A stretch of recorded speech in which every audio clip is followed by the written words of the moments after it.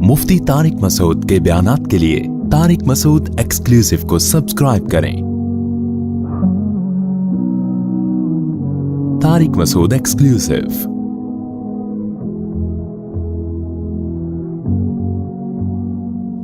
एक मकान जो मेरी दादी के नाम था, मेरी दादी और मेरे नाना के इंतकाल के बाद मेरे वालिद ने कहा कि मैं अपना हिस्सा मुआफ़ किया, तो क्या इस तरह ज़बानी कह देने से हिस्सा मुआफ़ हो जाता है? और मेरे वालिद का भी इंतकाल हो गया है। देखो, जिस चीज़ को तकसीम करके कब्ज़े में देना मुमकिन हो, खूब समझ लो, जिस चीज़ को तकसीम करके कब्ज़े में देना मुमकिन हो, वो ज़बानी मुआफ़ करने से मुआफ़ नहीं होती। इसकी मिसाल ऐसे है, आपके वालिद का इंतकाल हुआ, उन्होंने 800 गज़ का एक प्लॉट छोड़ा। कितने गज़ का? 800। वारिसों में 2 बेटे हैं और कोई वारिस है भी नहीं, तो 800 गज़ में से 400 एक का हुआ और 400 यही होगा ना? नहीं आई बात समझ में? तो ये 800 दोनों में क्या है? मुश्तरक। अब हर जुज में दोनों शरीक हैं। ऐसा नहीं है कि 400 ये वाला इसका और 400 गज ये वाला इसका। अभी जब तक तकसीम नहीं हुआ है तो हर मिट्टी के जुज में दोनों क्या है? बराबर के शरीक हैं। अब ये प्लॉट एक ऐसी चीज है जिसको दोनों भाई बीच से डिवाइड कर दें तो ये इस्तेमाल के काबिल रहेगा। 800 गज का प्लॉट है, इसको तकसीम करके 400 इसको दे दें, 400 इसको दे दें, क्या ख्याल है? तो ये 400 में अपना मकान बना लेगा और वो 400 गज में अपना मकान। यानी ये काबिल तकसीम है। ये ऐसी चीज है जिसको डिवाइड करना मुमकिन है। तो जो भी मुश्तरक चीज आपको विरासत में मिली हो और उसको डिवाइड करना पॉसिबल हो, जब तक वो डिवाइड नहीं हो जाती, उसमें यह कहना कि मैंने अपना हिस्सा मुआफ किया, शरअन ये मुआफी नहीं होती, क्योंकि ये मुआफ करना हिबा कहलाता है, गिफ्ट। और जो चीज अभी आपकी मिल्कियत अलग ही नहीं हुई दूसरे की मिल्कियत से, तो उसमें गिफ्ट बनता नहीं है। बात आ रही है समझ? इसलिए कि आपका उस पर कंट्रोल ही नहीं हुआ है अभी तक। इसलिए कहते हैं कि ऐसी चीज का हिबा जो मुशा हो, मुशा चीज का, इसको फिकी इस्तिलाह में कहते हैं मुशा चीज का हिबा, जो तकसीम जिसकी मुमकिन हो, उसका हिबा कब्जे के बगैर या तकसीम किए बगैर जायज नहीं है। आई बात समझ? अब दोबारा बता देता हूं। अब्बा ने प्लॉट छोड़ा 800 गज का, 2 बेटे हैं, दोनों हर जुज में बराबर के शरीक हैं। एक बेटा कहता है मैंने अपना हिस्सा माफ किया, नहीं होगा। पहले हम क्या करेंगे? लकीर खींचेंगे, बोलेंगे ये वाला तुम्हारा है और ये वाला इसका है। अब बताओ ये वाला माफ करते हो नहीं करते? छोड़ते हो उसके लिए? वो कहे मैंने छोड़ दिया, ठीक है जी, या आपने उसको गिफ्ट दे दिया। आई बात समझ में? लेकिन जो चीज तकसीम करना मुमकिन ही ना हो उसमें जायज है। मिसाल के तौर पर अब्बा ने एक घर छोड़ा 200 गज का। अब 200 गज में दोनों भाई रहते हैं। अब दोनों हर नलके में, हर टाइल में बराबर के शरीक हैं या नहीं है? अब उसमें एक भाई अगर कहता है कि मैंने अपना आधा हिस्सा भी तुम्हें दे दिया, यहां जायज है। वजह उसकी है कि इस 200 गज के घर को डिवाइड करेंगे तो ये किसी के इस्तेमाल के काबिल रहेगा नहीं। वो 100 गज ऐसा आएगा कि उसमें कहां किचन, कहां वॉशरूम, कुछ सारा बर्बाद ही हो जाएगा वो। तो कोई भी ऐसी चीज जिसको तकसीम करना मुमकिन ही ना हो, उसमें तो आप दस्तबरदार हो सकते हैं अपने हिस्से से। लेकिन जिसको तकसीम करना मुमकिन हो, उसमें अपने हिस्से से आप दस्तबरदार नहीं हो सकते। उसमें पहले उसको लकीर खींचनी पड़ेगी, ये वाला तुम्हारा, ये वाला इसका। अब बता भाई, दस्तबरदार होता है कि नहीं होता? तो ये विरासत का अहम मसला है, लोग इसमें गड़बड़ें करते हैं। तो अगर किसी ने, अब्बा ने, अब ये मसला बता दूं, अब वो दादी के इंतकाल के बाद जब अब्बा के पास आया वो घर, तो अब्बा उसको तकसीम करके अपना हिस्सा अलग कर सकते थे कि नहीं कर सकते थे? आमतौर पे घरों में मुमकिन नहीं होता, इल्ला ये कि 1000 गज का घर हो या 800 गज का घर हो। तो अगर अब्बा तकसीम कर सकते थे तो फिर अब्बा ने हिस्सा जो माफ कर दिया वो माफ नहीं हुआ, वो विरासत में जारी हो।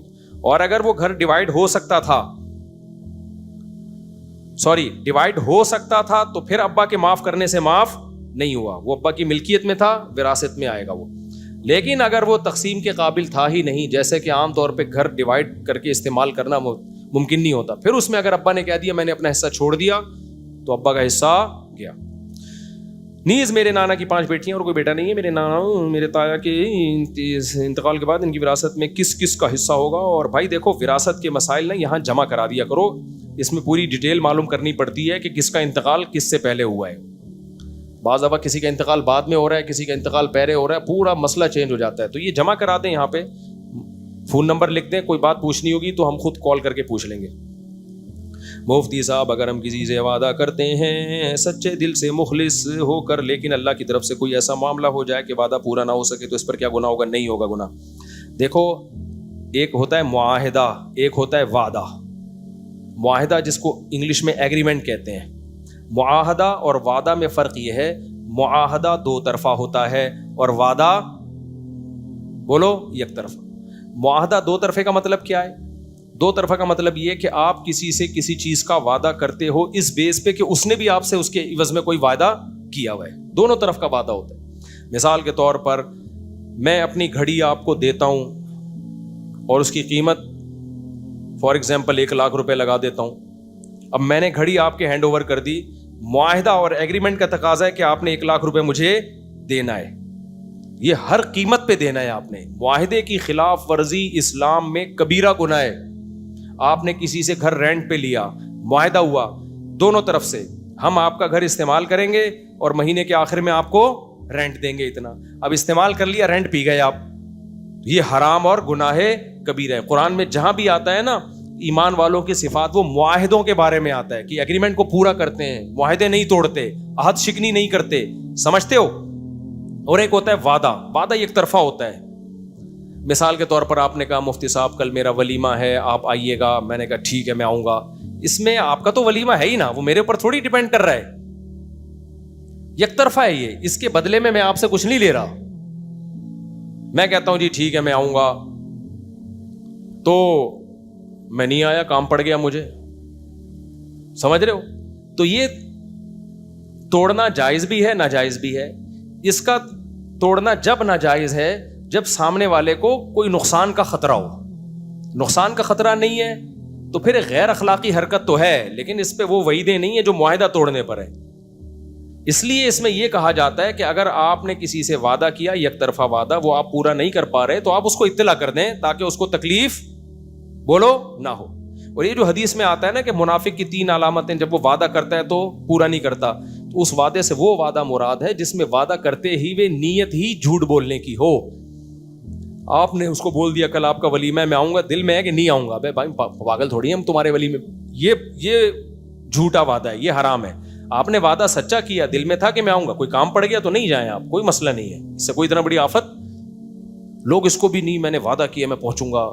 بھائی کیا ہو گیا کہ 20 کام انسان کو پڑ جاتے ہیں, آپ اپنے آپ کو کیوں نقصان میں ڈال رہے ہو؟ فون کر دو البتہ, تاکہ وہ آپ کے انتظار میں بیٹھا نہ رہے, تکلیف نہ ہو اس کو.